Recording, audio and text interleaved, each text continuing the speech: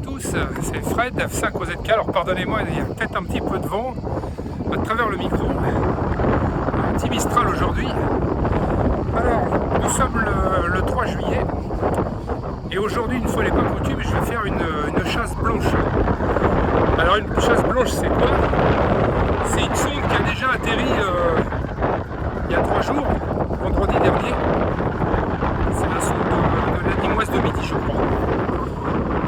Dans un secteur que finalement personne n'est allé chercher.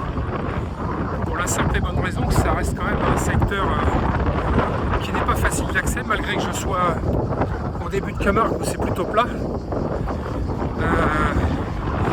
Simplement parce que c'est du côté d'Istres et il y a la base nautique d'Istres qui est juste là.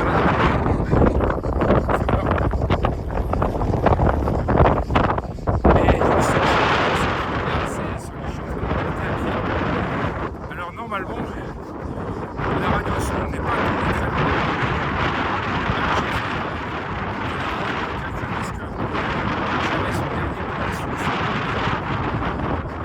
Qui était de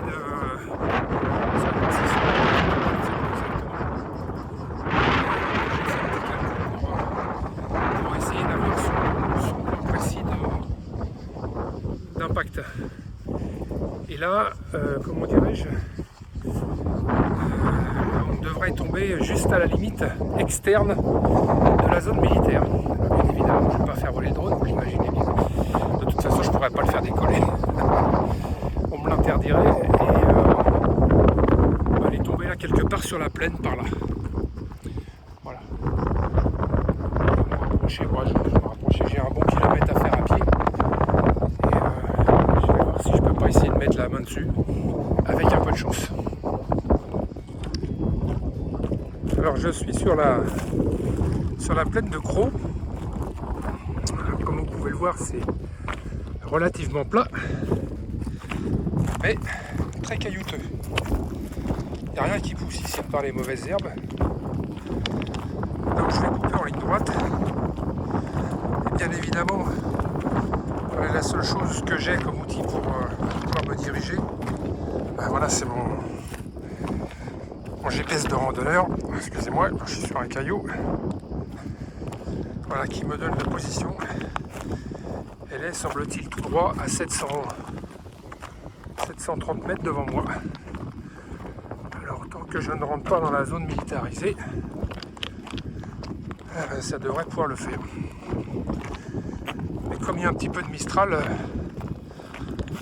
c'est possible que celui-ci l'ait un petit peu emporté ou dérivé. Voilà, c'est vraiment désertique dans ce coin.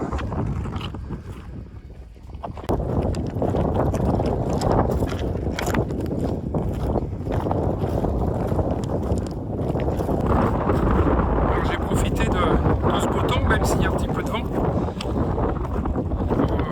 pour me déplacer à moto. J'ai le casque avec moi là. Et puis le pocket pour discuter avec les copains en live. Pour l'instant personne ne répond. Je continue d'avancer doucement.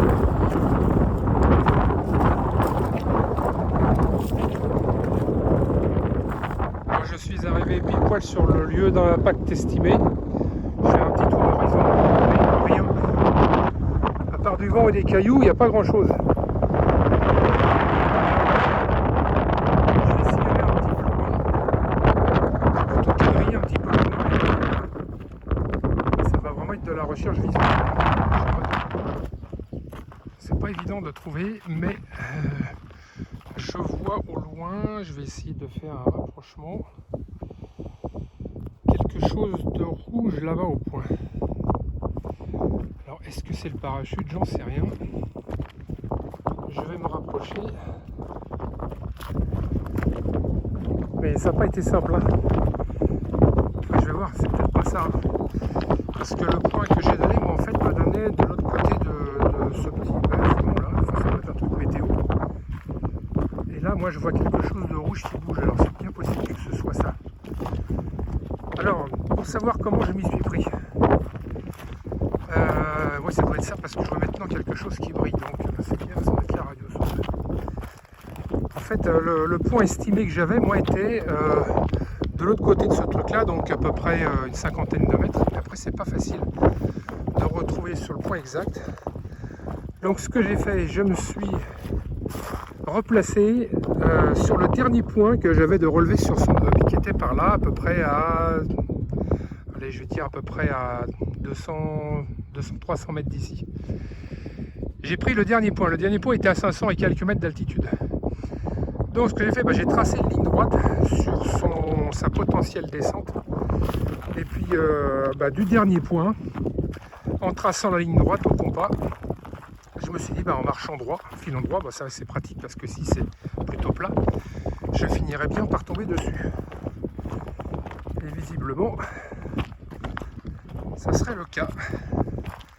Voilà l'astuce pour si vous ne voulez pas faire de calcul sur papier, vous pouvez toujours faire ça sur le terrain et ça porte ses fruits parce qu'effectivement c'est bien la radiosonde qui est là au sol, qui est tombée vendredi dernier.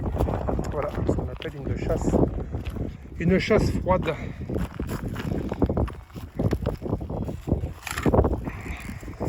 Voilà. Alors bien évidemment elle ne fonctionne plus. Voilà la radiosonde nîmoise de vendredi dernier. Alors je vais suivre le fil, on va ramasser tout ça et voir où en est l'état du parachute et du ballon, s'il en reste quelque chose. Au moins ça aura permis de dépolluer le terrain. Déjà en 3 jours de temps, déjà le parachute il a une chance de se décolorer un peu. Voilà. Alors j'ai posé la sonde, et voilà donc le parachute. Heureusement qu'il y en avait un rouge, comme quoi ça se voit quand même de loin. Voilà, le ballon, il en reste pas grand chose. Je dirais qu'il en reste à peu près 50%. Et le tube dérouleur avec le fil. Voilà.